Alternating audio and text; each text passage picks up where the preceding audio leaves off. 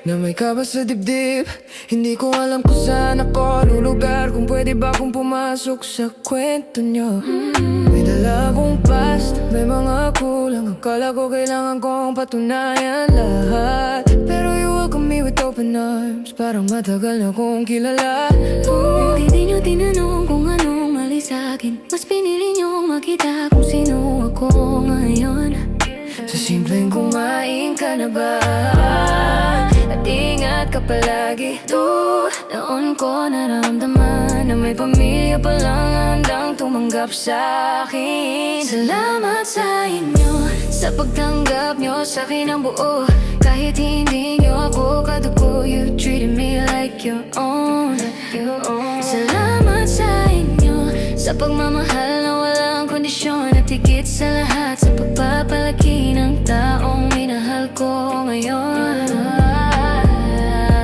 Nakikita ko sa kanya kung paano niya siya pinalaki, sa paraan niyang magmahal, sa kabutihang hindi nag-iingay. Kung bakit marunong siyang umunawa, kung bakit marunong siyang magpatawad. Every kindness, every patience, alam kong galing sa iyo. At habang tumatagal, mas lalo kong naiintindihan kung bakit siya ganito kabuti.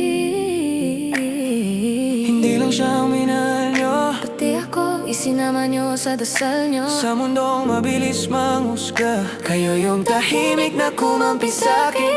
Salamat sa inyo sa pagtanggap nyo sa'kin ang buo. Hindi nyo ako hinusgahan kahit may mga pagkukulang ako noon. Salamat sa inyo sa pamilyang ipinadama nyo sa'kin, at sa anak nyong araw-araw pinipili akong mahalin.